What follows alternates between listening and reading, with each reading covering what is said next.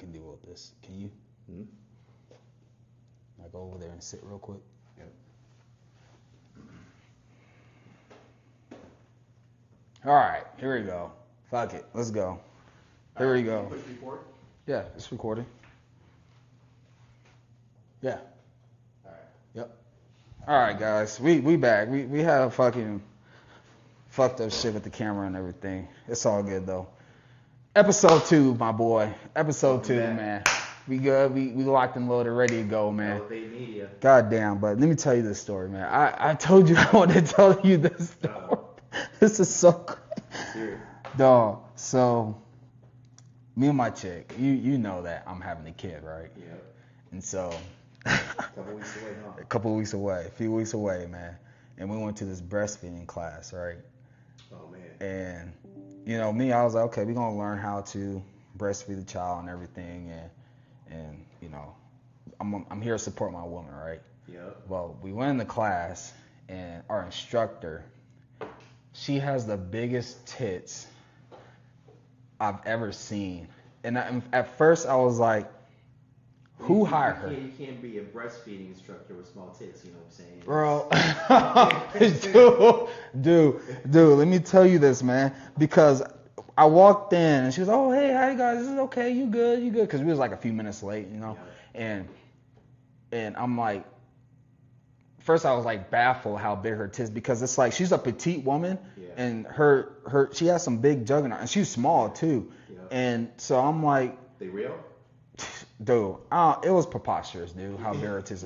I was like, who hired you? Yeah. Who thought it was a good idea to have you be the breastfeeding instructor? Man, that's some great marketing right there. Dude, she was like the final bosses of breastfeeding, like instructors out there, right? And so I walk in, I'm like, this is wrong.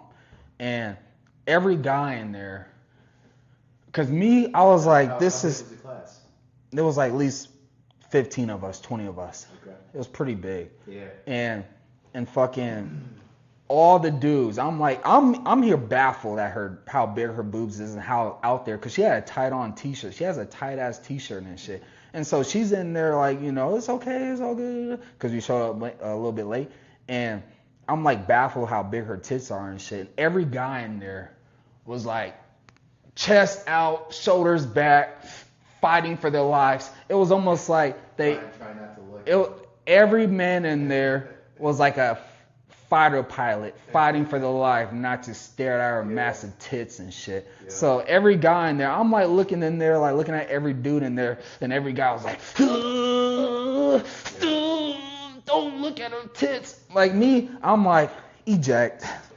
I'm getting out of this motherfucker. 10 minutes, I walked out. I was like, I'm not going to be in this motherfucker. I'm not going to be in here to stare at her massive tits. This is wrong. Her tits was so big. I'm like, this is a joke. Every guy in there was in there, and me, I eject, right? I'm walking out, and every guy in there is just sticking in there just, I love my woman. I'm not gonna look at her tits. I'm not gonna do it. I'm not gonna do it. And then every time when she says, because this was a 2-hour class, every time she should be like break time, I walk out, every guy is in there still sitting down. So either they have massive boners in there and they don't want to get up because they can. It'd be like break. Everybody gets up except all the guys. All the guys in there are like, no, I gotta wait at least a minute or two. Every guy in there having boners and shit watching this woman. And then this girl try to be all mysterious with her stories and shit and be like, oh, I was in Kansas City and I left my kids with my... the instructor. The instructor. Yep. And the instructor was like, I went to Kansas City to a concert and I left my kids with my mother-in-laws, my in-laws. And, you know, we went to the hotel and I just remember that I just left my fucking tit machine sucker, whatever that shit's called, the breastfeeding machine. I left it at home, I forgot about it, and she just left it as that.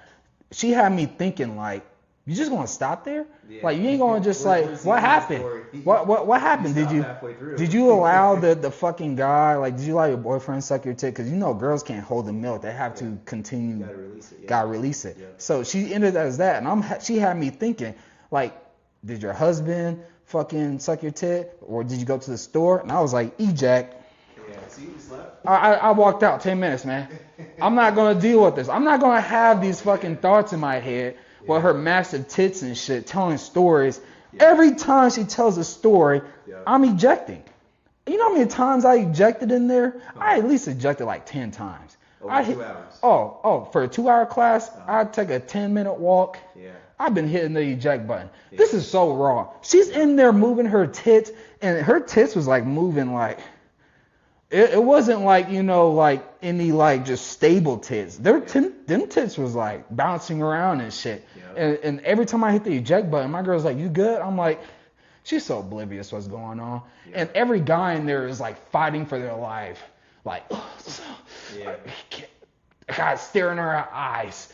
And I'm like, look, you guys can just hit the eject button. Eject, walk out, easy. I'm not dealing with this shit. Yeah. You know, like it was crazy, man. So this was one class? Or one class. Multiple sessions? It was one. What was your biggest takeaway from this class? I mean, your biggest walk. Well, first of all, it was playing videos of random chicks showing their titties on the screen and shit. So the whole thing was just funny because our instructor had the biggest tits I've ever seen, and it was just so ironic that she was the instructor. You can't be a breastfeeding instructor without having big tits. I was distracted, okay, and I tried to. That's why I did the right thing to eject. Every guy in there, every guy in there had the hardest boners of their life. I can't look. I'm not staying in there with a boner. No, I hit the eject button. As soon as I start feeling some tingling, eject. I'm not dealing with this. I'm walking out this motherfucker. I'm out. Just like that. Every time, man. Every single time, I'm hitting the eject button. But so that was just one class in 2 hours, and then you're done? And done, right? Yeah. And so, but the one thing that had me dying is when she said break time. And it took every guy at least a minute. A couple minutes to get up. To get up. Yeah. No, so that reminds me of grade school, right? You know, when the teacher called you up to the board to write something down and you couldn't get up, right? You kind of had to sit there for a couple of minutes, right? You guys just look at the teacher like, nope, this can't be. Nah. Call the woman first. Call the chick next to me first. Yeah. But that's the story of the day, man. I just had to put that out there because I thought it was crazy that her tits was just out there just bouncing around and it was just crazy. I'm trying to be the good guy, not try to be the pervert. I try to respect her, even though her tits is just out there for the whole world to see. Yeah. And every guy in there just decides to sit in there and just every guy in there was Tom Cruise. Every guy was it's just her tits was hitting you with G-forces. Yeah. Like everybody was like Mach 10 in that motherfucker trying to like stabilize. Like, I'm not looking at her tits. I gotta fucking, I'm like, eject. That's all you have to do is eject. Man, it sounds like business is going well for her. I mean, it sounds like business is booming. Business is booming, all right. I didn't know that was a thing. Breastfeeding classes. You'll get to the point when we get there, man. But I thought it was the most I might just read a book. hilarious thing in the whole entire world. Yeah. And I had to get it out of my chest because it was preposterous. I was like, who hired this woman? Who allowed this woman? Hey man, that's great marketing right there. Did she just want to just like throw her tits out there and just be like, yo, look at my tits and I'm gonna teach you girls. I'm gonna teach your wives. It's called a gift, Devontae. She had the greatest gift, and that gift is turning every man into a stone wall in there, motherfucker, man. I'm like, dog, you guys can hit the eject button. Yeah. Get out. But everybody was like preparing for World War III. Chest out, shoulders back. Yeah. Fuck that, man. Eject. It was a little intense in there, huh? It was super intense. So you going back this week? No, I'm not. No more breastfeeding classes for me, man. No more. That's funny. Goddamn. All right, so heck of a way to kick off the podcast. Man, goddamn, sure was, man. So first topic. Yeah, we have a lot of topics to talk about, man. Let's start out with the Trump, because this one's pretty. The Trump American Save Act with the housing bill. We can definitely start with that one because, like I said, we want fair elections, and 80 to 89% of Americans agree. We all want fair elections. We don't want mail-in ballots, and we definitely don't want illegals voting. Think about it. You work hard, you pay taxes, and next thing you know, you have people who just showed up and they get to vote and dictate where this country is going when they're not even naturally born here. They don't have the capital blood in them. They don't have, they don't understand how us Americans, how we wire. We are wired to be capitalists. We are wired to be hardworking. We wired to we move really, really fast. Yep. And I don't know about, this is a study that shows like Democrats, like a lot of them, they don't really like this country. Like 29% of Democrat voters don't really, like America, but. So fucking leave. Yeah, exactly. But so Trump holds a housing bill in order for him to put more pressure on politics to vote on the SAVE Act. Yeah. Right? So I think you got a video to play? Yeah, his is Trump saying, I'm not signing any House bill. And I don't blame him. I would have done the same thing. And I love how we finally have a president who is playing chess with these motherfuckers, these crazy lunatics who think illegals should vote to dictate where this country should go. But I'm about to play the clip right now.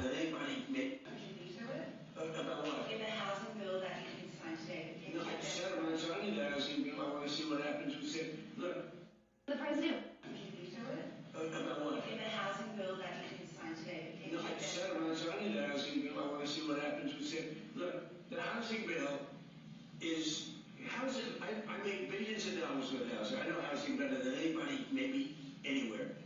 It's all about the interest rate. Lower the interest rates, you can have all the housing you want. But you have to understand, I don't want to hurt people that own houses too. These people, for the first time in their lives, they have valuable houses. They become rich. I don't want to hurt them either. What you want to do is, what's good for everyone, get the interest rates down. We have this numbskull that was the head of the Fed before, and he's a stupid person. And we call him too late, because he was too late with the interest rates all the time. We need low interest rates. Low interest rates will solve everything. We'll solve that. Now, despite that, we're doing well with housing. But what we're really doing well is oil is plummeting and costs are coming down. Affordability, we're doing great. The Democrats gave us a tremendous affordability problem, and we're reducing prices a lot. See, I agree. It hurt a lot, homeowners. And pretty much the people who wants to buy a house. At the end of the day, it all comes to interest rates, and he's right about that. It's like, you raise the interest rates, you're going to add thousands of extra dollars that even shouldn't even be it shows the bill. There's the bill, let's say a house of $350,000, and then all of a sudden interest rates before you even sign the deal. Give me this. I want to hear your point because you understand all this stuff, man. Well, Devontae, I'm just happy we've got a president that's business minded and understands how real estate development works. And if you're in the business of real estate, right, then you're in charge of all the building costs, right? So if you are forced to pay a higher interest rate on you taking out a loan to build a building, a house, residential property, whatever it might be, then it's going to cost you a lot more money to borrow money from the bank, right? So that's going to eat into your business profits whenever that real estate's developed and people are starting to pay rent, right? So I'm happy we finally have a president that actually knows how business works, right? And he's exactly right? We got to figure out a way to lower interest rates. And we got a new Fed chair in there. His name's Kevin Warsh, and he's sounds like my kind of guy. Well, we'll see. Only time will tell. I think he's in a very difficult situation, and interest rates are continuing to go up, and it'll be interesting to see what he does there. But he's right. He's exactly right. Interest rates need to start coming down, and I think once they start coming down, that's going to help with the housing and affordability, right? But I think what he's trying to do here, Devontae, is put pressure on government to put more of a focus on the SAVE Act, because for me, that's a top 5 priority. Right? Yeah, that's voter integrity is so important to this country's democracy. Yep. Right? And if we've got people that don't need to show an ID to vote, well, that's a big problem. And if you go to the bar, Devontae, you need to show your ID, Yep. right? If you board an airplane, you need to show an ID. Buy right? alcohol, anything. Right, exactly. So you're telling me that to vote, you know, for president or any other election, you don't need to show voter ID. Especially when it comes to putting policies in place that will either make your lives a lot affordable or it will be a destruction of your own demise. Right. And I don't want, to me, I love this country so much. I don't want a bunch of illegals here who never even acclimate themselves into this country, who don't even understand how America works, and they over here dictating, bringing their communist ideas. And I'm not saying all migrants or immigrants or whatever, but I just don't want any illegal voting except only Americans. Only Americans. Yeah, to me it doesn't make any sense at all. I mean, to basically do anything in this country, to drive a car, you need an ID, right? So the fact that you don't need an ID to vote, it just doesn't make any sense to me. And this isn't even a political thing, right? We have 90% of Republicans that are in favor of the SAVE Act, and then over 70% of Democrats are in favor of the SAVE Act too, right? So the fact that they're not putting more of a focus on this is beyond. Well, it's the Democrat politicians. They try to fucking cheat, and we see what they try to do with the open borders, and they want to be out here. We want to open up the borders and Medicaid for all. And I'm like sitting there like, what the fuck you mean Medicaid for all? Like, you want to have all American citizens pay for millions of people? Like, you want open borders, and then you yell out Medicaid for all. That means you want millions upon billions of people flushing their asses into this country. I don't want to end up like Europe. We see what's going on in Europe. I don't want to be like those motherfuckers. And not only that, our laws is different. And we, like us American citizens, we have guns here. People can just buy guns. I don't want illegals buying guns. Now it's going to be a slippery slope. Crime's going to go through the roof. Democrats believe in abolishing ICE, abolishing the police department. They want to take the fucking treasury. I just see what they try to fucking do. They want to destroy our way of life to take power into implementing whatever the fuck communist socialist ideas, and we are not meant for that shit. Because as soon as, let's say this for example, because we already see it in Europe, I see clips of migrants stabbing, killing people, raping women and shit. There's like 250,000 women being raped in fucking Europe and shit, and they still, like, there was this one dude who got stabbed by a migrant, and the cop decides to put the white dude, put the citizen in handcuffs as he's bleeding out, while the migrant was like, he called me racist. And the cop was like, oh, well, you called him racist? Oh, we gotta arrest this guy on the ground who's bleeding out, who got stabbed. And they just pampering this migrant and shit. I don't want to end up like them.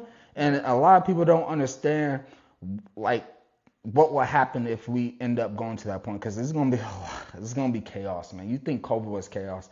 As soon as you elect these, if a Democrat ends up winning, we are going for hell. It's gonna be chaos, man. Chaos, man.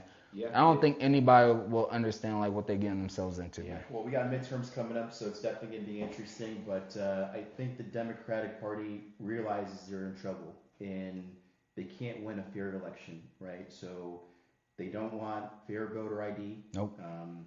They want illegals flooding the country, because they know that if they implement a lot of these policies, and a lot of these migrants that are immigrating into the country are going to vote for, because they're going to get free shit. They're going to get free shit. Democrats going to give the migrants free shit, and we got to pay for them. It's all about buying votes, and you're basically selling out America. Yeah, Democrats don't even have American voters. That's why they're only voter base. This is their voter base, right? Yeah. Okay, black people, obviously. Yeah. Migrants, criminals, LGBTQ.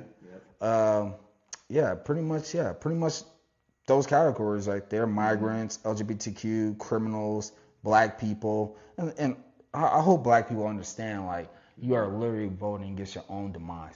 Like, you are literally voting for people who literally using you. Like, that's why this Carmelo Anthony, like, how ironic, right? I've never seen this in history, like in my entire life. I never thought that a black guy kills a white dude and a black dude is the victim. Does that even make fucking sense? Does that make sense? It's propaganda. It's taking a narrative and twisting it around so that you get people distracted on something that isn't even important. Right? Yeah, super light, low IQ people. This isn't a race issue. This is like, hey, somebody killed somebody. It doesn't matter what their skin color is, but if you kill somebody, you should go to jail. Yeah, for life. That's the law of the land, right? Yeah. It doesn't matter if you're black, blue, green, or orange. If you kill somebody, your ass is going to jail. Yeah, right? and on top of that too, like, oh my gosh, I always joke about this, but if I was governor, right? Let's just say if I was governor, like let's just put this imagine if I was governor, yeah, I will implement fucking Utah just passed this law. Yeah. If for rapists, pedophile killers, you will get gunned down. You will execution. I think it should definitely be public too, but it's a firing squad. Yeah. And me, if I was governor, I would put firing squad on every motherfucking policy. Dog, let me tell you, man, I'll be fucking out here promoting firing squad on rapists. If you rape a young girl, firing squad. Yeah. If you kill a person, firing squad. If you kill a police officer, firing squad. If you what else? If you break in and entering and kill someone while you breaking and entering, firing squad.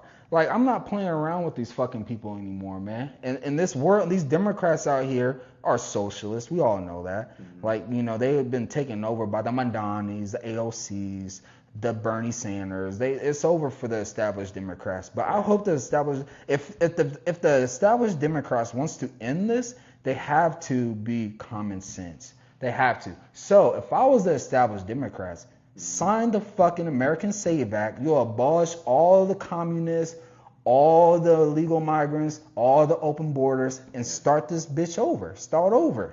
That's what I would do, man. I think it's pretty simple. I mean, you know, if you don't have an ID, then you're not allowed to go. Yep. It's pretty easy to get an ID. I mean, if you don't have one, you can't drive. I mean, you can't get into bars. You can't board an airplane. Yep. Right? I mean, if you can't do those things, then why should you be able to vote? Exactly. And this dude, Baron Donalds, he has a little clip I want to play too of him explaining about the American Save Act, because this is what happened after the Senate briefing. Here we go. And the only organization that refused to act is the United States Senate. Everybody else is saying, this is common sense. We should do common sense things. Let's make sure only Americans are voting in our elections. Makes sense, right? Let's protect the franchise of the American people. Let's make sure that people who are sent to Washington are being voted on by Americans. Who the American people choose is up to them, but we have a responsibility to secure that franchise and to secure that process for the American people. And what is happening in the U.S. Senate is laziness, and quite frankly, it's disgusting. What? The Senate Democrats don't want to have voter ID in America. Why? Because they want to maintain their power. Senate Republicans don't want to do the right thing and actually have a true filibuster on the floor and debate the matter on the floor, because it would take them away from their precious meetings that they have to conduct. I'm sorry. Speak of precious meeting, aka vacations. All right, John Thune will just like have a meeting and then vacation time, everybody. Yeah. They have a responsibility to open up the Senate floor and debate this issue in front of the American people. I agree with Chairman Harris 1,000%. I want to hear what Chuck Schumer has to say on the floor in full debate about why he opposes this measure. I want to hear what Elizabeth Warren has to say about why she would oppose this measure. I want her to tell the people of Massachusetts. And you know what? He's right about that, because like Chuck Schumer runs the Democrat Party along with Elizabeth Warren. All these motherfuckers, they call Trump no kings, but he's only been in office for 5 years. These motherfuckers been in office for decades after decades. And you know what kind of ironic about it? We hear these Democrats that keep talking about affordability. Motherfucker, all you motherfuckers that been in office, been in Congress, been in Senate, you've been in here for decades. You telling me that you didn't change a goddamn thing? It's 2026. You guys been in there since the 80s. Get the fuck out of here with this mess, man.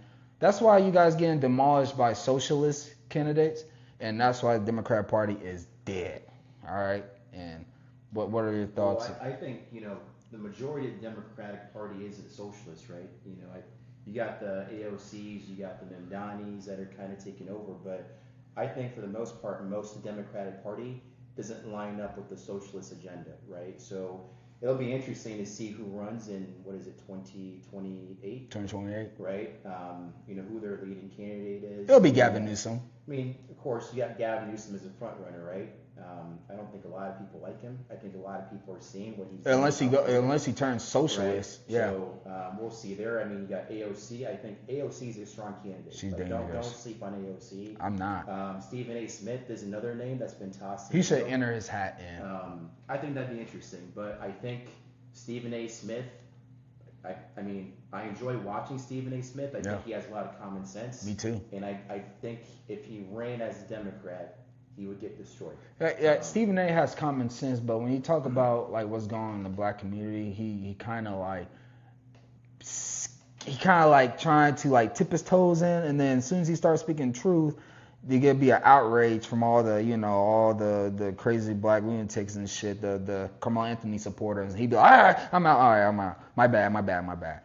And we'll see. Only time will tell. But I think it's going to be interesting to see how this leads into the midterms, and if they don't do anything with the SAVE Act, then it doesn't seem like this housing bill is going to be passed, right? So this actually might hurt Republicans.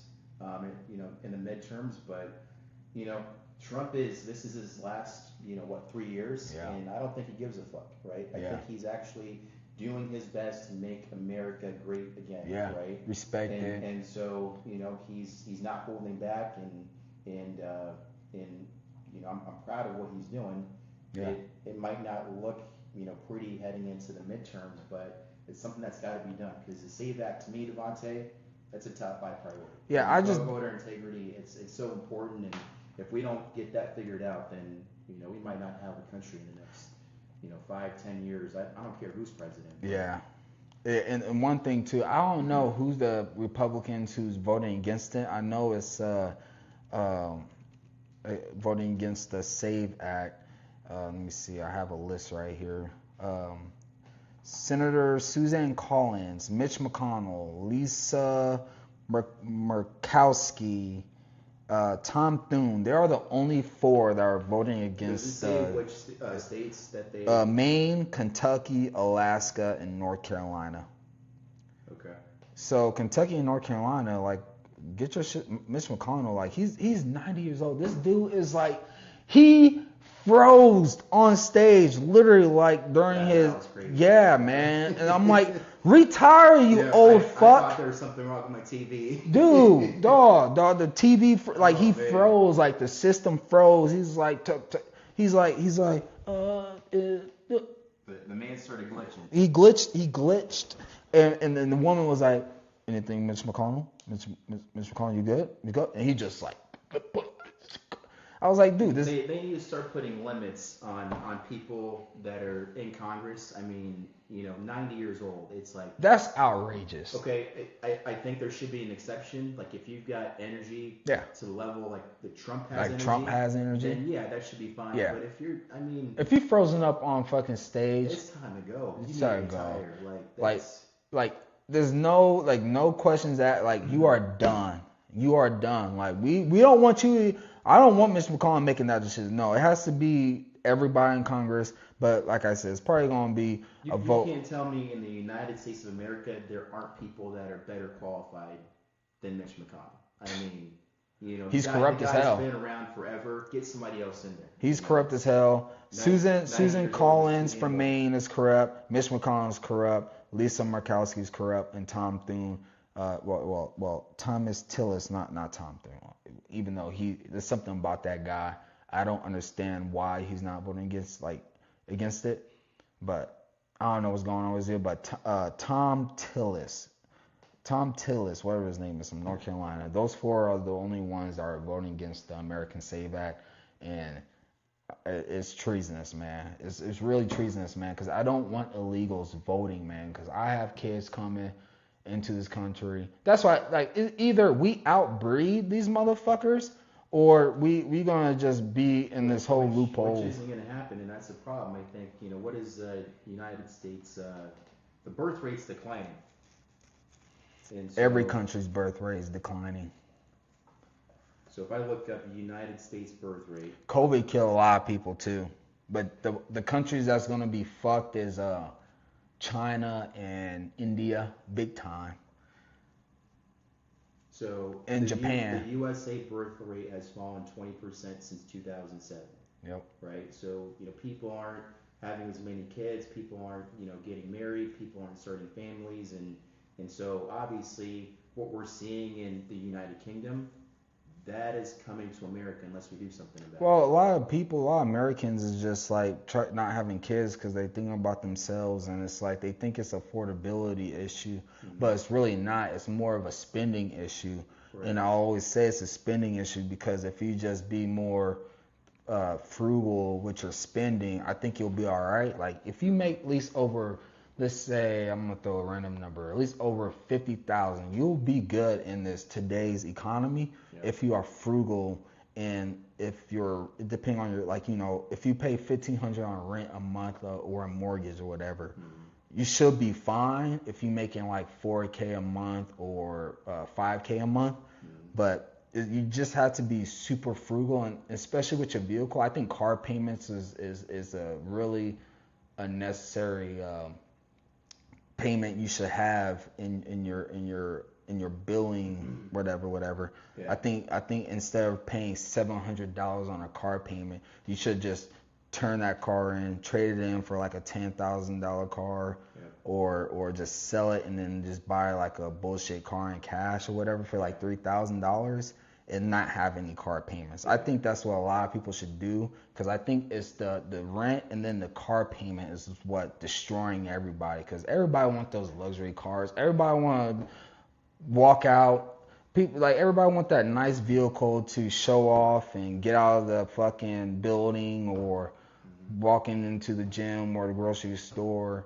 And if you make $50K, $60K, you shouldn't be buying a $100,000 car. You shouldn't be buying a $50,000 car, yeah. Unless you using that vehicle to run a business, move fucking dump trailers or moving equipment or whatever. Yeah. That if you're making money from your vehicle, that's what you should do. But you shouldn't buy a vehicle on a $50K salary if you're not making any returns from that vehicle. If that makes any sense, man. Yeah, no, I'm tracking.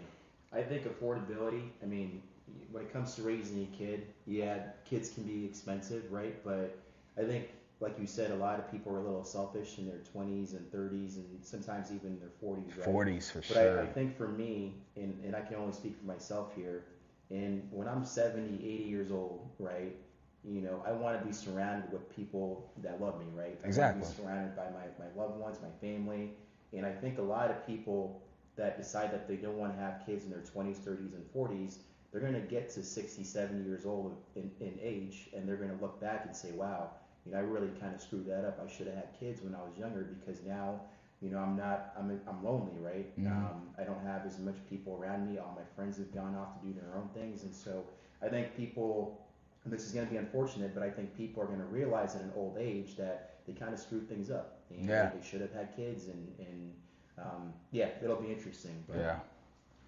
It's interesting, and it makes sense. I think social media, in my opinion, with the algorithms and everything that's going on with the doom and gloomers, and a lot of people are just there's been a study that a lot of Americans are schizophrenic, or they they somehow panicking of what's going on. They somehow scare that the economy is going to crash and all this shit. And it's all about the news, right? Every time you turn on the news, you don't hear anything positive. No. You know how crazy that is? Yeah. And the news doesn't make any profits off of giving you good information. When was the last time you turned on the news and you saw something good was happening, right? Nothing. It's all negative stuff, right? So if that's all you watch, then that's all you're going to focus on. And you're going to think the world's a bad place, and the world can be a good place, right? Yeah. But, the news doesn't focus on that narrative. They always focus on the negative, right? Because that's what gets most people's attention. Exactly. And that's what's crazy about it. And they're scaring a lot of people. Mm-hmm. And then next thing you know. Just look at COVID. Remember during COVID, they had that tally at the bottom. Oh, X amount of people died from COVID. You know what I'm saying? Yeah. And that's all they focus on is all people dying, not all the people that live. I had COVID. I lived. Yep. Right? So I had COVID too and lived. And what I didn't do is I didn't went to the store and bought toilet paper. Right. Give me the toilet paper. I'm about to blow up and shit a bunch of shit because it's COVID. Like that was the most craziest shit I've ever seen of people panicking and buying toilet paper. Like, so, more of the story is you got to be optimistic. You got to stay positive. The world is a good place, but it's all about perspective and how you look at things, right? If you look at it from a negative perspective, then your life's going to be miserable. But if you stay positive, then everything's going to work out. Exactly. Yeah. And that's what a lot of people need to learn. But there's other stories. What you want to hop on, man? Let's talk about the 4th of July. You got America's 250th birthday. Bro, do you want to do a 4th of July workout or something? We can. We can either go on a run and then. Because last time you worked out with me, bro, didn't work out. Man, come on now, get the hell out of here, man. Get the hell out of here, man. Well, yeah, we could definitely do that. We should definitely do that. 250 years, ain't that crazy? And we got protected too, because our founding fathers didn't even. We destroyed socialism. We destroyed all that shit, and we embedded capitalism. That's why we're the number 1 GDP in the world. That's why we're number 1 in the world in everything, every category, AI, transportation, logistics, everything. I'm a big history guy, right? And just kind of looking back at it, all this kind of started. I don't know if you're familiar with the Boston Tea Party, right? Yeah. But Americans were pissed off because they were getting taxed, a shit ton in taxes from. A country that was, thousands of miles away, right? And that's what started the revolution. And, we didn't have a legitimate army. It was unorganized. And we won the Revolutionary War. And then 250 years later, here we are, right? So America, for all those, people that think badly about America, we've got the largest economy, right? 32.4 trillion GDP. We've got the number 1 ranked military in the world. And 59 of the top 100 companies are here in America. And we have the first trillionaire ever in history, Elon Musk. And people be like Elizabeth Warren pissing me off and Bernie saying, you shouldn't have that money. He doesn't deserve it. And it's like, dude, you don't understand, because all those people that gave him that money, there's a boards. Like, he didn't just make, he made money from profits from his Tesla and all that shit, whatever. But he has a whole board team in different fucking countries. I mean, different businesses that he's running and shit. That is, putting their money in there in the pot to make this whole SpaceX, Tesla, and all this shit happen. And people don't realize, if he's the first trillionaire, that means there's gonna be more billionaires. There's gonna be more millionaires, and then next thing you know, there's gonna be more thousandaires. And you know what? It's okay if you make 200,000. It's okay if you make 500,000. It's okay if you make 600,000. All that matters is that if you just, it's better than being on food stamps. It's better being on food stamps. God damn it. It's better. So this is what pisses me off about a lot of politicians is they've never been business owners, right? Democrats. Right. A lot of them are Democrats, right? But this is what pisses me off, Devontae. And the market is going to pay you what you're worth. Yeah. Right. So if you produce something that's so valuable to the world that changes a lot of lives, then you're probably going to make a lot of money off of it, right? But if you're a politician that's never started a business, never ran a business before, and you're looking at all these billionaires and trillionaires and saying they don't deserve that money, well, they're the ones that took that risk to start that business with no guarantee that it was going to work out. Right? So you look at a guy like Elon Musk, who made a shit ton of money after he sold PayPal, right? Yeah. And he took that $300 million investment, and a lot of people would have just, retired and just, I'm chilling for the rest of my life. But he took all that money and threw it into Tesla and SpaceX. Yeah. And both companies were on the verge of dying, right? Yep. But, he took that risk, and here we are 20, 25 years later, now he's a trillionaire. And that's what it's all about being an American and the capitalism in our blood that's running through our veins. Is that we take risks. You can be poor and you can just be like, you know what? I'm sick of this shit. I'm gonna learn a skill and I'm gonna turn it into a business. Yeah, it's gonna take me a while. Anybody can do it. Anybody can do it. But not people believe in themselves. That's the problem. Because they're too busy on social media, death scrolling, looking at other people that are winning or fake winning, and it's like, damn, I want that Lamborghini. Yeah. But people don't know what it takes to get that Lamborghini. Like, I'm not saying Lamborghini matters or anything. Like, I don't give a fuck about the cars or anything. Because I'm personally, I just want a nice house. Yeah. Like I drive a Kia. I'm gonna keep driving that Kia until whatever, till the wheels fall off. But I'm more of a house guy. But a lot of people are on social media trying to they want to compare. There's too many people comparing themselves or trying to compare themselves to people that are actually winning. Like me, I'm never the type of person that will ever hate on winners. Because me, it motivates me, and I'd be like, you know what, I'm happy that he's winning, or she's winning, because I know one day I'm going to be there. Yeah. Because people don't know it. Like, there's business owners I talk to that they'd be like, it took me 10 years to get to where I'm at. It takes me 15 years to get to where I'm at. It takes me 20 years to get where I'm at. Yeah. Or it takes me, some people get lucky early, and it's okay. Yeah. But it's like this belief you have to have in yourself if you want to change your life, and you have that opportunity to do that here in America in a capitalist society, but you can't do that under socialism. Right. Like, people don't understand what happened in North Korea when the government literally went to the farmers and said, hey, we'll make sure we'll buy your land, and then we'll do all the work, and then we'll put all the money, we'll give all the money to you. You know what happened? They bought all that shit, and everybody's slave forever. Yeah.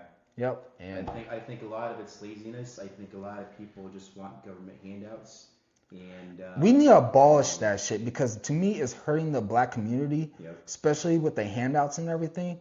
Because for me, like, I'm pro-black, but I'm only pro-black in the way when I want what's best for the black community. Yeah. Like all these Carmelo Anthony supporters, they are really making us look bad on the world stage, man. And it pisses me off.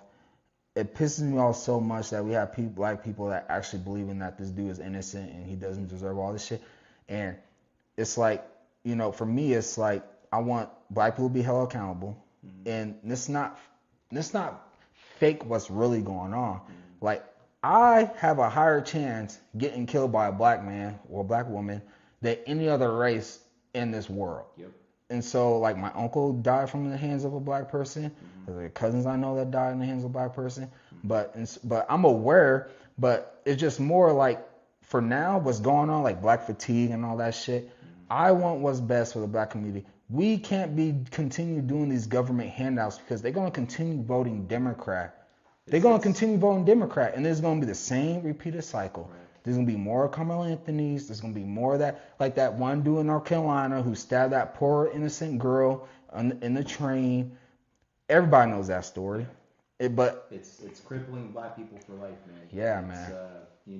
Would you rather give somebody a fish or teach them how to fish? And I think, for the black community, we need to start focusing more on, teaching people how to, become business owners, right? Depending on themselves, as opposed to, just waiting for a handout. So and the thing is, on top of what you just said, really right there is teaching. But we don't have no leaders in the black community. There's like, all what's going on in the black community is either being an athlete or a rapper. Yep. Like those are the only things. There's no black entrepreneurs out there that's in the limelight, because there's a few. There's a handful. There's a handful, but they're not really like out there. Like, I don't know what they're doing. Maybe you tell me, you show me after the podcast and everything. Yeah. Well, I mean, I think it depends on where you're at. Yeah. For example, I went to Atlanta, and when you go to Atlanta, you see a lot of African Americans like prospering. Right. So I think it depends where you're at. Here in Omaha, Nebraska, obviously you don't see a whole lot of that, but hold on, there's quiet wealth here. We are low key here. The millionaire next door. Yeah, exactly. Yep, very low key. But most of the wealth here is white folks. Majority.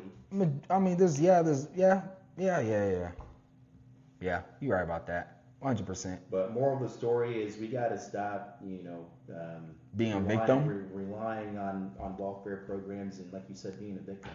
And just take accountability for your life, because all the opportunities is in this country, and you can become anything you want to be, but you got to put in the work. Yeah. And a lot of people do not want to put in the work. And if you start a business, like you said, it might take 10 years until you start making money and start being profitable, but you got to stick through the grind. Every day. Yep. Every fucking day. Yep. But I mean, the thing is too, like with social media too, it's like it paints like certain narratives, and one gets a lot of views, and it's unfortunate that it's the Carmelo Anthony supporters that's getting the most views, and I just want to see more views of, black people that is out there that's killing it, Maybe it's the algorithms that I always say. It's the algorithms that is like showing a limelight to this or shining a limelight to that. But me, I'm always gonna be hard on black people. Like, I want the best for black people, and this difference between like the Roland Martins, that the fake pro-blacks that that want to push these narratives that white people are racist or these group of people are racist and all that shit, than the ones that wants the best and call out those actions. Like, this is wrong. You shouldn't be supporting this. He's a killer. And then you have the Roland Martins is like, this guy doesn't deserve to go to prison. That family is a racist. Like, it's bullshit, man. And that's what's kind of tarnishing the black community. But I don't want to keep harping on. We all know what's going on. Yeah. But all we can do is just keep winning, man. That's about it. And there's what other topic you want to move on to? Because there's a lot of this shit. Okay. Speaking of the fucking American Save Act being passed, hopefully it'll get passed. I'm super optimistic it'll get passed. All they gotta do is blow up the filibuster and just passing law after law. But they don't want to do that yet. But in the meantime, let's talk about New York City Mayor Mamdani rent freezing. That's your favorite guy. Oh my god, that motherfucker is not my favorite guy. He's to me, he's a plant.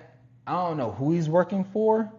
And when he's talking about seasoned properties and talking about, doing rent freezes and shit, this is, and I hear all his supporters talking about abolishing ICE, abolishing the cops, and packing the house and taking control of the Treasury Department. They try to destroy New York City and make it war riot in the country. So let me see. Let me get to the clip right here. Here we go. Rent freeze. Mayor Mamdani, and I have a clip. Matter of fact, I'll play the clip of Mamdani real quick. Here we go. New York, the Independent Rent Guidelines Board just froze the rent. That means if you're one of the more than 2 million New Yorkers who lives in a rent-stabilized apartment, your rent's going to be frozen next year. You gotta give it to him. He's a great actor. His fake fucking smile, man. His fake smile. I can't stand his smile, dude. And then he is lying. I only really needed it. If you are using plastic phone mounts, let's see what the people are talking about here too. Car owners refusing fairness. This isn't real fair. Donnie, the Rent Guidelines Board approves a rent freeze for nearly 1 million rent-stabilized units. But landlords call the process a farce, telling Christina Fan renters will ultimately pay the price. This is just cosplaying fairness. This isn't real fairness. Jan Lee, whose family has owned this Chinatown building for nearly a century, is crying foul, accusing the Rent Guidelines Board of freezing rent, despite mounds of data he says shows rising costs for landlords. They're not even hiding the bias anymore. The mayor had campaigned on a rent freeze. He appoints 75% of the board, and now he's got his hand on the scale. Just hours before Thursday's meeting, drama unfolded when Christina Smith, a member of the board who represented landlords, resigned from her post, accusing the process of being broken and unjust. But it did little to sway the results. As the Rent Guidelines Board voted 7-1 in an historic first to approve a all you people are fucked. On both 1 and 2 year leases. Every single one of you guys are fucked. Was necessary as they struggle to combat inflation and cuts to social service. Doug, This here, I want to hear your point about rent freezes. So, I mean, all this goes back to Trump trying to get inflation under control, right? You know, if we're able to get inflation under control, then a lot of this is going to take care of itself. But if I'm in the real estate business, and going back to what I said in the beginning of the podcast, and I've got all these fixed expenses that keep growing, right? If my taxes keep going up, if, you know, the cost of hiring people to, you know, take care of the landscaping keeps going up, right? If inflation keeps going up, then I've got to pass that along to the consumer, right? If my expenses as a business owner, and if I own the property, if those expenses are going up, then I've got to pass it along to the consumer, right? But if the consumer, if the people that are living in those buildings, if that stays fixed and my expenses as a business owner are going up, that's going to put me out of business. Either that, or I can't hire top quality people to take care of the landscaping, to make sure that if something needs to be fixed in your apartment, that gets fixed in a timely manner, right? So it seems great on the surface level, and that's why all these New Yorkers are celebrating. But give it a year, Devontae, and they're going to be complaining because it'd be like, hey, my refrigerator's broken and I can't keep my food cold, and the landlord's going to be like, well, you know, I can't afford to hire somebody to go come fix that. You know what I'm saying? So it looks great on the surface level. It sounds great, but the reality, when you look at it, it's going to come back and bite them in the ass. It's going to bite them in the ass big time. And the one thing is, what I got out of this video is that Mandani pretty much fired pretty much 80%, 90% of the housing council or whatever, and implemented his people, and there's only one person who stuck around and decided not to vote on it, but all the people he implemented voted on it, and that's how this got approved. And not a lot of people who, like I keep saying, they don't understand economics, they don't understand how all this will trickle down and affect them because they're voting off feelings. But Devontae, like, I'm not even pissed off. Part of me is kind of happy that Mandani's mayor of New York, because this is kind of like a trial. You know, we'll see how your policies do in New York. Yeah. And you know, this is going to be a great case study, right? You know, you give him 2 years, and then we're going to look back and say, hey, you know, that new, you know, rent freeze that you just put on New York, how's that working out for you, right? So I think he's going to be a great case study of what not to do. Yeah, moving. Everybody be like, I just moved. I'm getting the fuck out of here. I moved to Cleveland, Ohio. Yeah. Okay, that's, if I was in New York, I'm booking. I'm Florida, but you know, anywhere. But the Michigan, Cleveland, Ohio, and Indiana, they are booming right now. People moving out of New York, people moving from California, people moving from Las Vegas, Seattle, and they all packing into these liberal cities. Yeah, exactly. Yeah. Stop voting for these liberals, man. They lying to you. They don't understand business, economics. They want to make your life miserable, man. And if you keep voting for these people, you know, we've seen it in California, right? You know, Gavin Newsom. Yeah, you know, shithole. how that turned out, right? So I think the same thing is going to happen to New York. You know, it's sad because New York is one of our greatest cities in the United States, and we're getting a good little case study of what you know. Yeah, speaking of Gavin Newsom, this is what his dumb ass said, and this is exactly what we say. He wants to be president, but in order to win, if he wants to win, he has to become a socialist. Right. So here's a clip right here of him talking about the national billionaires tax. After this ad, goddammit. My arrest issues were killing my confidence. I tried Cialis before. And I want to get your perspective on the billionaires tax, because it's not really going to affect the billionaires. Capitol reporter Eitan Wallace has the governor's proposal and the critics, what they're saying about it not adding up. Minimum tax. The United States, true minimum tax. A true minimum tax on billionaires said, well, I'm sure as the people at the very top pay at least the tax rate their own workers pay. Newsom did not lay out a specific tax rate he would like to see imposed on billionaires, but he did call for the nation to return to pre-2017 corporate tax rates and close what he described as tax loopholes involving inheritance rules, offshore accounts, and stock market profits. The federal tax code, the corporate tax code, and the inheritance tax code seem to be written for a different set of Americans. It's time for an economic reset. Newsom also calling for what he describes as a national public equity fund paid for by artificial intelligence-related profits. He says that money could help fund benefits, career training, and health care for workers impacted by AI. The system the American founders built, well, was designed to prevent the concentration of power in a few hands. But we've allowed that concentration to happen anyway, slowly and in plain sight over the course of decades and decades, but we can reverse it. All of this comes as Newsom continues to oppose California's proposed billionaire tax measure, which is headed for the November ballot. If approved by voters, the proposal, which is organized by the SEIU United Healthcare Workers West Union, would impose a one-time 5% tax on the worldwide assets of California billionaires who've lived in the Golden State as of January 1st of this year. About 200 Californians fall into that category. Newsom and a wide coalition of business groups, healthcare and teacher unions, as well as Republicans, argue the measure could drive wealthy residents and employers out of California, reducing tax revenues and hurting state programs over the long term. Those people who make those investments who create... No shit. All the billionaires gonna leave. Like, I don't want to live in this shithole when I have homeless people and crime coming closer and closer to my home. Like, who would want to live in California now? Like this is beyond crazy. But you the tax guy, you understand what's going on. Like, or just look at the companies leaving California. A right? lot of them. Oracle, right? Oracle, Tesla. Yep. Right. So these are huge companies. SpaceX, right? I mean, these are huge companies that dominate the S&P 500, right? The stock market.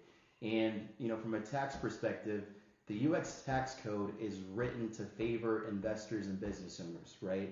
And I wouldn't call them loopholes, but if the tax code is incentivizing me to stay invested in the stock market or not to sell my assets, then I'm going to do that. And then instead of having to pay taxes on my income, what if I borrow money against my stock portfolio or my real estate assets and use that money for my living expenses, as opposed to selling my stock positions and having to pay capital gains taxes on that, right? So, this bill, again, this policy, it sounds great on the surface level, but in real life, it's not going to play out very well, because you're already seeing a bunch of billionaires and millionaires leaving states like California and moving to states like Texas and Florida, where taxes are a lot more favorable for those people, right? So, quick fact here. So, if you have a $15 million net worth, for most states here in America, then your estate is basically exempt from taxation, right? So if you have a $15 million portfolio or estate, and then you pass it along to baby Luca, well, he's not going to be taxed when he inherits that estate, right? Anything above that gets taxed up to 40%. oh right? my So, God. From Are you freaking kidding me? From what he's trying to do here is he's trying to tax people that aren't realizing any of their gains. And I mean, that's going to drive people out of California. I don't care if you're a Democrat or Republican, but this is more of a treasonous. Well, it's like a family legacy thing, right? If you're trying to do what's best for your family long term, why the hell would you stay in California? Yeah, and I hear all these people, and especially black people, talking about I want to be wealthy. I want to pass it down to my family. I want a generational wealth. Right. Well, you can't have generational wealth if you keep voting Democrat, because you're going to get policies like this that's going to take 40% of your hard-earned money when you pass away to get passed to your kid. That's not generational wealth. That is the mafia stealing your wealth, and your kids will only get only 60% of that wealth? Bullshit, the thing man. about the mafia is they actually know what to do with that money, Devontae. Whereas, giving money to the government, they have no idea how to spend that money. That's going to go to waste. Look at how much money was Gavin Newsom given to fix the homeless problem in California. And it's worse than it was before he started. He didn't even get that train fixed either that he promised to fix. Right? So it's like, you give the government money and they waste it. I mean, they pocket it for themselves. Yep. They put it in these offshore LLCs or whatever. NGOs. NGOs. And so, you just give them money and they waste it. They don't know how to, manage it, efficiently, invest in the right things to, help the U.S. population. It's just, you give this guy money and he's going to waste it. Yeah, and not just wasted, but he's definitely pocketing it. Or he'll just like, you know what, I can't take the money myself, but I'll pass it along to my wife, and that's why him and his family is getting investigated for money laundering. Right.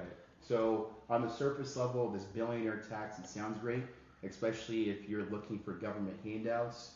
But, you know, wealthy people, they've got very smart attorneys, they've got very smart financial advisors. So, you know, if I'm a billionaire, I'm getting the heck out of California. Would it make sense to have a lot of billionaires and millionaires in your state when they can concede and take care of the taxes? That's what's going on. But they're going to employ a lot of people.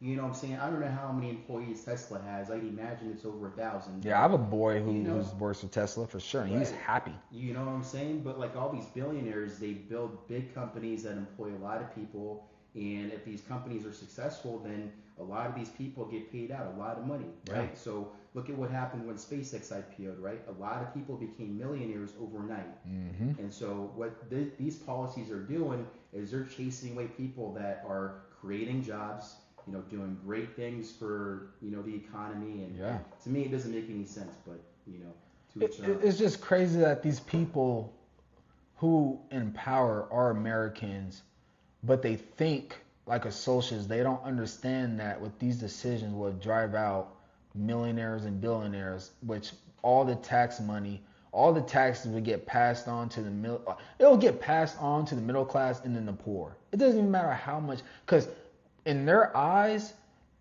I'm gonna break it down, right? Every American in this country are the most wealthiest people on the planet. You can be poor and still gain weight and be fat. You can be homeless and still gain weight and be fat. Like every American. We're the only country with poor fat people. Yeah, poor fat people. The only country. Yeah, and like if you make over $20,000 a year, you are richer than any other human being on the planet, except half the world lives on less than $2 a day. Exactly. Half the world. Exactly. But they want to vote for socialism, and this shit they don't understand how bad. If people will look at Cuba, look at Nick Shirley's videos when he was in Cuba or whatever, where he was at, a real communist socialism country. Them motherfuckers are still driving old school 1980 like cars. Like there's no you don't see no Teslas, you don't see no pickup trucks, you don't see any of that. You see old vehicles. The buildings are rugged and everything's just living shithole, man. Yeah. Living shithole.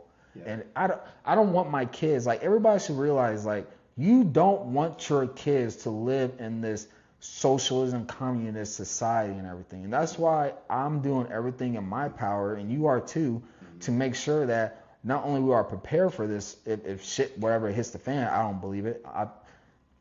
We are optimistic people. Yeah. We will defeat socialism in this country, and we'll always defeat socialism.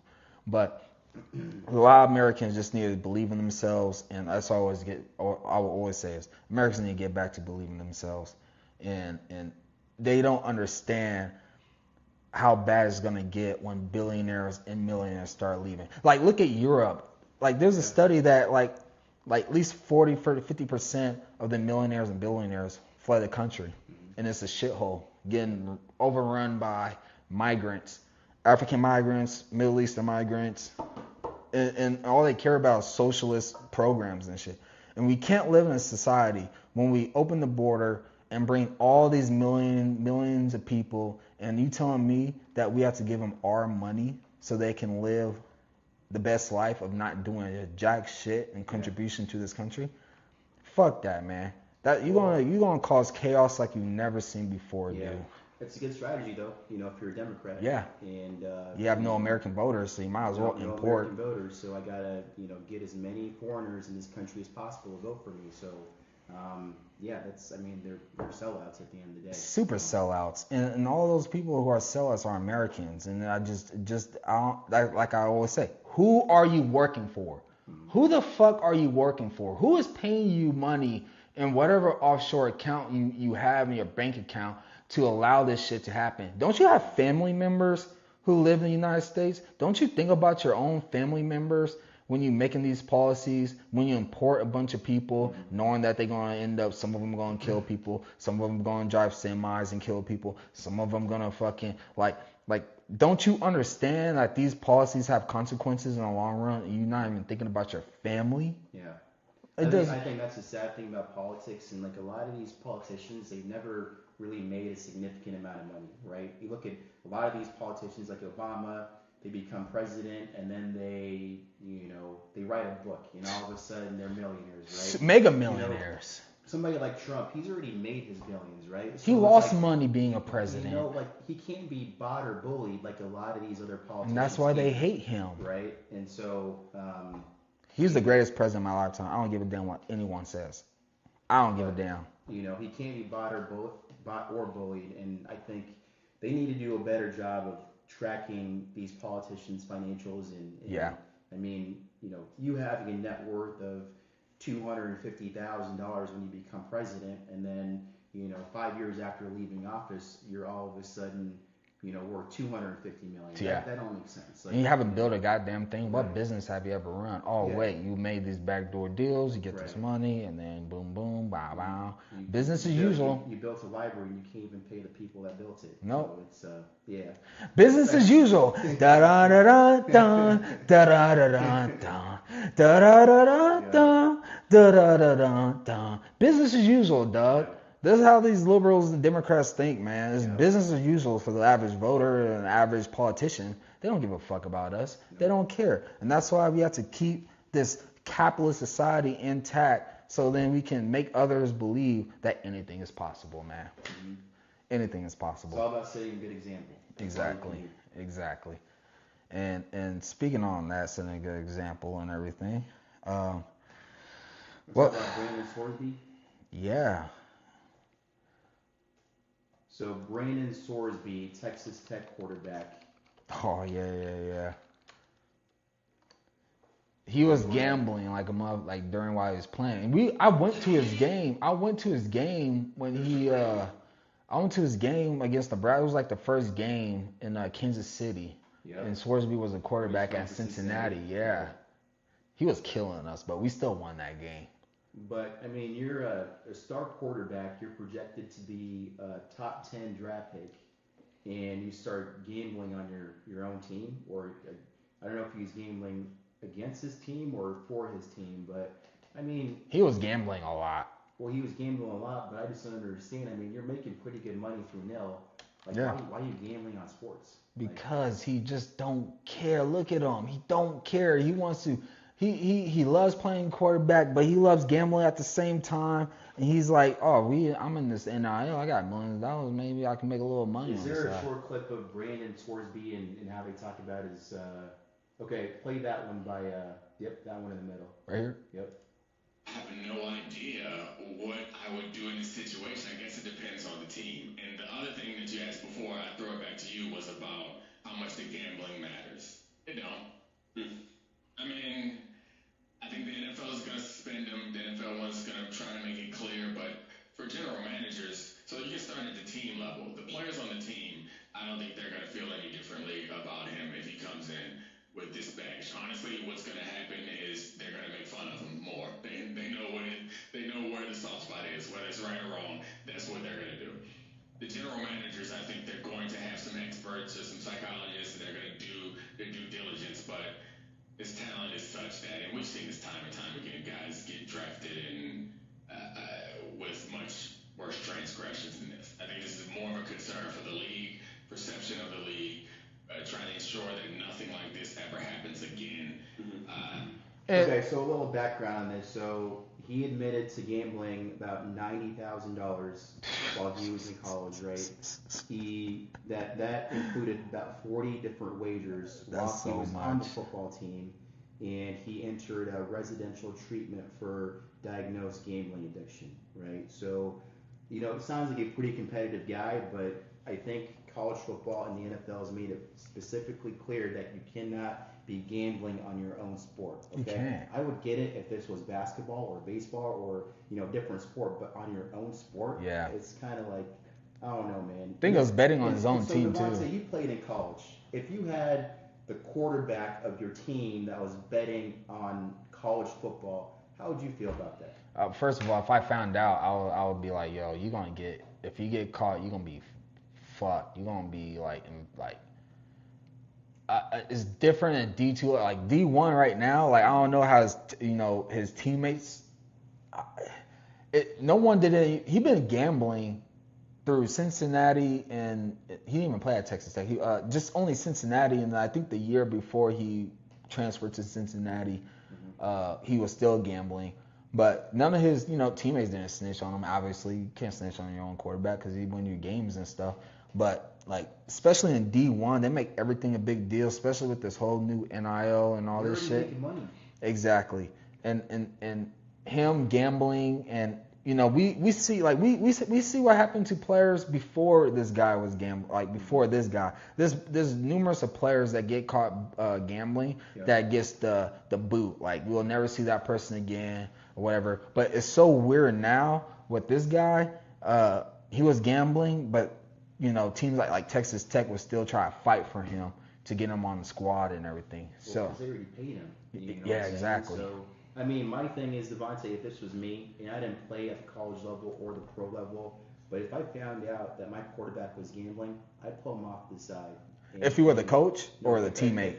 Just a teammate. Yeah. You would tell him like, hey, if you get caught, you're gonna get not fucked. Only that, but like, hey, I'm gonna fuck you up. If I find out that you're trying to you're gambling on the game that we're playing, and then you throw an interception for you to win your bet, bro. That's gonna piss me off. Okay. Hey, we're gonna have a problem. But he's your quarterback. He's your quarterback. He wins you games. Is he winning us games though? Like, I mean, if he's gambling, like, is he gambling on the team to win? That's true. That's the one thing. How do you know? What is psychology? And then, like, if you're an NFL team and you're about to draft this guy, like, how do you know this guy doesn't purposely, fumble and make it look like an accident, when he's getting strip sacked or whatever it might be, you know what I'm saying? Like, you just never know. Like, this guy obviously has a gambling problem. He done gone to rehab, but still, it's like, at the end of the day, can you really trust this guy? No, and let me tell you, if I was in his shoes, if I was a massive gambler, if I was quarterback, this is what I would do. If I put in a bet for me to make a lot of money, I'll put a fumble. I'll fumble the shit out of that ball. I'll put a fumble, throw an interception, and then I'll try at least get a passing touchdown in there. And that at least if I put $1,000, that's an easy 20 grand pocket in my 20 grand winner in my pocket if I was a gambler. But who knows if he just, that's like you say, you whoop his ass. We've seen this play out in the Lonnie Surge, right? Yeah. Adam Sandler, playing quarterback, it's like he got sent to jail for throwing football games. He's a legit Adam Sandler, man. That is funny as shit, man. So it's like, can you really trust this guy? And then, if you remember at the end of the movie, when it's the Mean Machine playing the, what was it called, the guards? Yeah. Right? And then the first half, he was like playing lights out. And then I think it was the third quarter is when, remember when the warden said he has to throw the game? Yeah. So you just never know, man. Hey, where's that fucking clip of him being a gambling quarterback, man? You funny as fuck. You say he's Adam Sandler for the Mean Machine, gambling and shit. That is funny as fuck, man. You want some speed? You know where to go. Hold on, man. That is funny. You funny as fuck. What clip were you looking for? I thought they had a clip of him in the beginning, but here we go.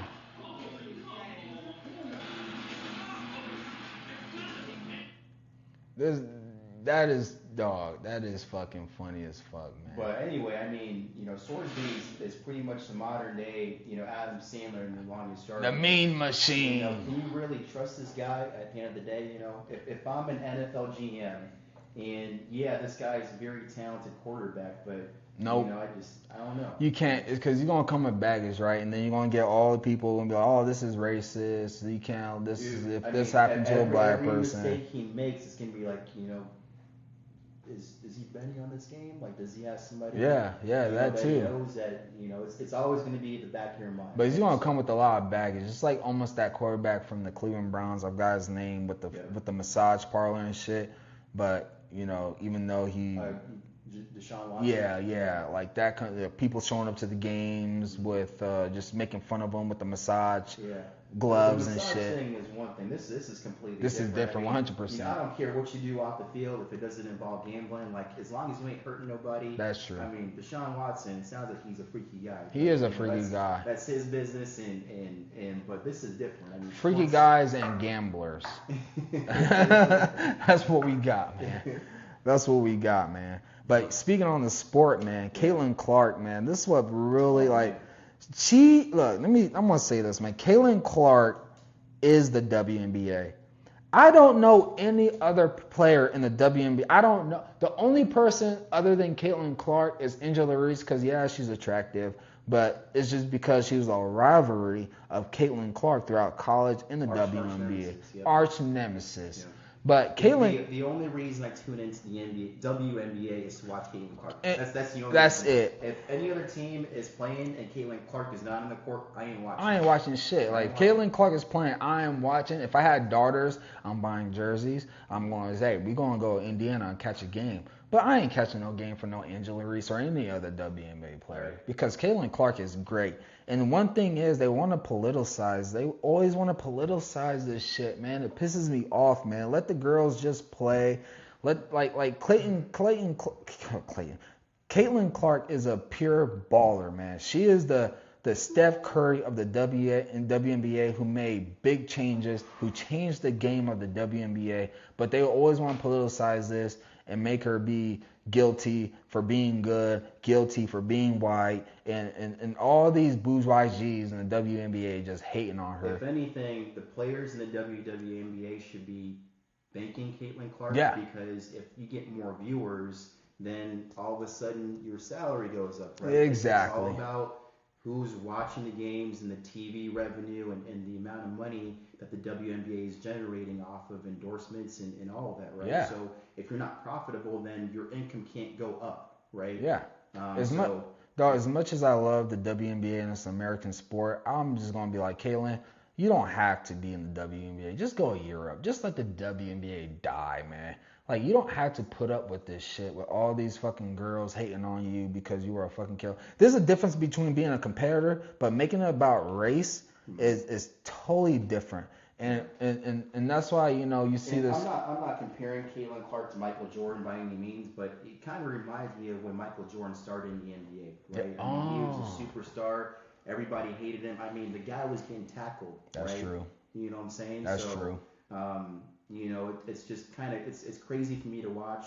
You know how Caitlin Clark has developed and now how she's a superstar in the WNBA.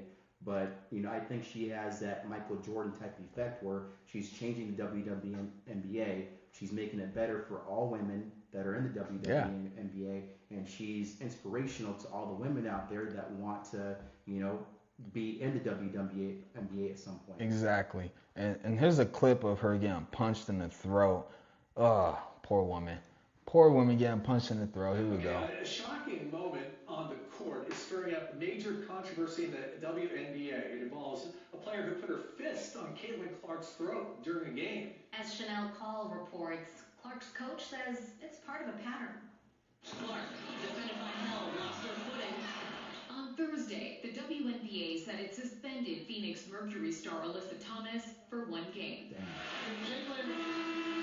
To the ground and Punch in the throat. Ooh. a day after she used her fist to press down on Indiana Fever star Caitlin Clark's They hate throat her during ass. a game. That incident came just 2 days after another physical matchup between the Fever and Mercury, which featured several technical fouls and an ejection. And I just say again, absolutely unacceptable. In a fiery press conference Wednesday, Fever head coach Stephanie White said the referee was disrespectful. Clark with space, time. She pointed to another play that happened in the second quarter when Clark was fouled while shooting a three. White said that incident should have been upgraded to a flagrant. Clark later exited the game with back issues. We have a WNBA superstar who had 2 cheap shots right there. The one thing that we keep asking for is consistency. She is not called the same way everybody else is called. She's hot too. Look, if the WNBA, look.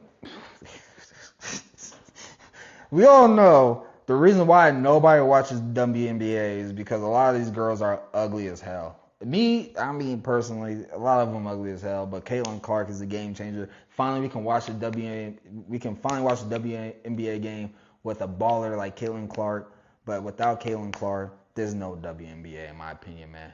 Zero. Well, I mean, the main reason I watch sports is for entertainment, right? I want to be entertained. I want to see the crazy dunks. Yep.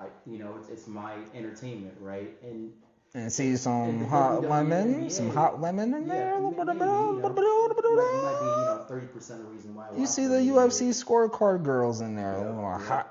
But the main reason I watch sports is for entertainment. Right? Exactly, of course. NBA is just not that entertaining. It's not. Just not, unless Caitlin Clark's playing. Playing. Unless she's shooting the ball like Steph Curry. Yes. That's what I want to see. Exactly. Exactly. She's been doing this since Iowa. I was a huge fan. I'm a huge fan till this day still. And, God, please protect her because she's going through a lot. But she'll triumph. These refs do need to do something. I mean, they know, like, she's a target. Obviously, she's not. Well, like, I don't know why these girls don't like her, but, I mean. Because she's a millionaire. And she's the only millionaire. But that's off the court. She's made her millions through endorsements and so. But she has all this attention. You know how women are. They want all the attention, but it's not going to them. It's going to Caitlin Clark. Let's just be honest. It's going to Caitlin Clark because she has this baggage. She has a Louis Vuitton. She like Deion Sanders says, like, I'm packing my luggage and it's Louis Vuitton. That's Caitlin Clark. It's not fucking any other chicks. It's not fucking what's that one chick who I just mentioned? See, I forgot her name. Yeah.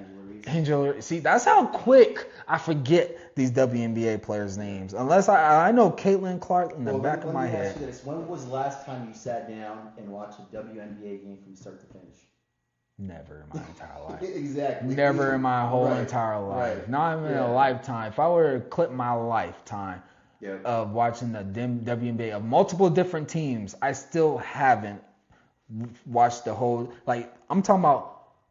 Sit down at a sports bar somewhere. Unfortunately, they have the WNBA game on TV. If I were to compare my lifetime into clips of all the WNBA games into one game from first quarter to fourth quarter, I have not yet finished the full WNBA game. But, there you have it. Yep, there you have it. There you have it, man. So please protect Caitlin Clark. Yes. You think she's cute? Be honest with me. She's an attractive girl. She's attractive to me. I like her. She's an attractive girl. Would you date her? I probably would. I would too. I don't know what her personality is like. Obviously, I haven't met her. Yeah. She's chill, you know what I'm saying? And I'm a lot shorter than she is. That's fine. You love climbing them trees. I love climbing trees too. I don't discriminate. Me neither. But she seems like I'll tell you that she seems cool, calm, and collected. Mm-hmm. You know what I'm saying? And I mean, the way she's dealt with a lot of this, confrontation, I think she's done a great job. She's done a really good job. Yeah. And she just plays hard and she just keep getting fucked up. But hey, she's a warrior. I don't even know who her parents are, but they raised a fucking strong woman, dude. They did. They raised a strong woman. Yeah. So, hey, keep fighting, girl. Keep fighting, and we watching you. I'm gonna keep watching. I'm gonna tune in and watch just for that reason. I'm a supporter of Caitlin Clark, and as soon as I have a baby girl, I'm buying all your jerseys. We are following your career, girl. Hopefully she's still in the NBA, because she might go Europe. She might just say, "Fuck this, I'm going to Europe." WNBA dies because the NBA don't want to fund the WNBA, and next thing you know, all the WNBA girls gonna go to the Big Three with Ice Cube. That's what's gonna happen. Well, hey, only time will tell. Only time will tell. But hey, that's it, man. All right, folks, we appreciate you joining us for the second podcast, and until next time. Until next time, man. Yep. Bye-bye. Peace. All right, make sure that was fucking recording, because